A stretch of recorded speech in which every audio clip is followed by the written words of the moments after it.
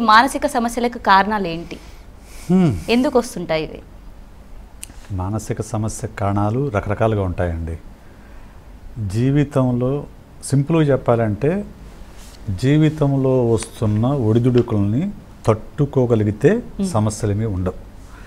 కొంతమంది ఆ ఒడిదుడుకుల్ని తట్టుకోలేరు, వాటికి అడ్జస్ట్ కాలేరు.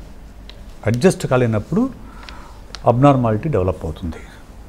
సో అది ఎక్కడి నుంచి వస్తుంది అంటే జీవితంలో ఎన్ని పార్శ్వాలు ఉంటాయో అన్ని పార్శ్వాల నుంచి రావచ్చు. బాల్యంలో ఎదురయ్యే పేరెంట్స్తో ఉండే రిలేషన్షిప్ అటాచ్మెంట్ దగ్గర నుంచి మొదలు పెడితే చివరకు వృద్ధాప్యంలో పిల్లలతో అటాచ్మెంట్ వరకు మన జీవితంలో వివిధ దశల్లో వివిధ రకాలైన బంధాలు, అనుబంధాలు, అలాగే బాధ్యతలు, ఒత్తిళ్ళు, ఫ్రస్ట్రేషన్స్, ఇవన్నిటి నుంచి కూడా మానసిక సమస్యలు డెవలప్ కావచ్చు.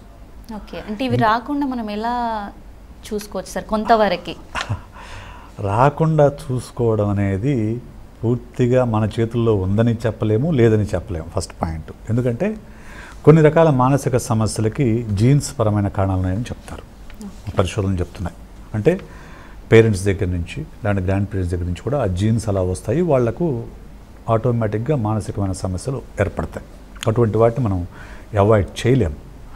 వీటిని అవాయిడ్ చేయొచ్చు అంటే మన జీవితంలో ఎదురయ్యే కాన్ఫ్లిక్ట్స్ ఏవైతే ఉన్నాయో, ప్రెషర్స్ ఏవైతే, స్ట్రెస్లు ఏవైతే ఉన్నాయో వాటిని ఎలా ఎదుర్కోవాలి, వాటిని ఎలా పరిష్కరించుకోవాలనే విషయాలు నేర్చుకుంటే మనం వీలైనంత వరకు మానసిక సమస్యలు రాకుండా మనం అడ్డుకోవచ్చు.